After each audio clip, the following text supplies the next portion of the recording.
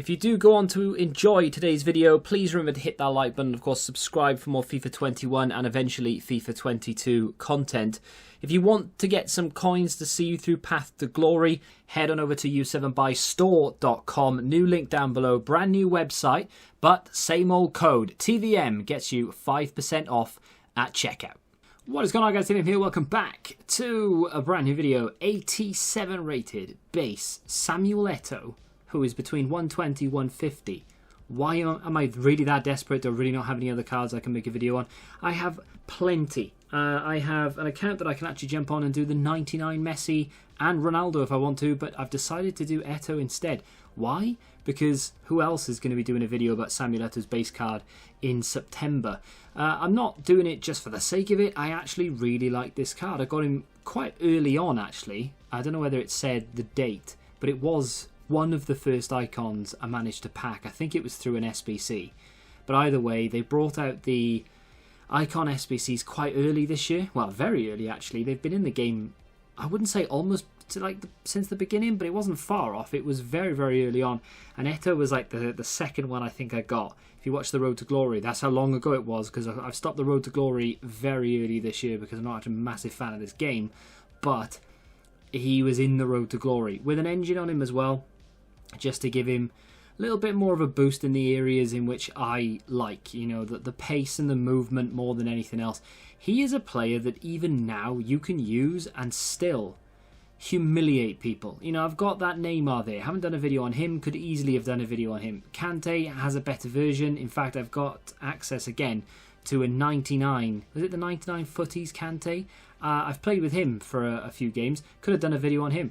Decided Eto'o was the one because even though you come up against teams all the time now that have 98, 99, 97 rated cards. Look at this from Neymar, by the way. Could easily have done a video on this this clip alone. He literally took on 4 players in a straight line, cuts up the keeper, and Eto'o's positioning means that he's there ready to pop that in the back of the net. It's not a crazy long video because there's only so many goals you can watch a base Eto'o score. But just to say, really, that you can use base cards rather than going out and using all these high, fancy, expensive cards maybe you can't afford, and maybe you're sitting there thinking, oh, I wish I could afford that version of Ronaldo, I wish I could afford this prime icon, this icon, that icon. You can go back and use some of the base icons, and they are still not just as good, but they are still capable of scoring really good goals, putting on some really good runs, and just in general, you can have a lot of fun with them. That Neymar card, by the way, is awesome. Such a good card, and I may do a video on it, I may not. I don't think there's any real point. It's just a case of a bit of filler. But I think everyone's got access to the loan. Either way, if you have, go and play with that card. If it's just a couple of games of friendlies, it's just a lot of fun. He's so much better than that 97 Nani, and I can't even understand why, because they're basically the same player. Really good work from Ronaldinho, who I still haven't done a video on, I don't think. I've played with him so many times now. But that Eto'o card, he's got the strength, he's got the pace. Not on paper, though, which is one of those icon factors. You know, I've spoken about it a lot in many a FIFA, since 14, 15, I think it was, when they first brought Legends into the game.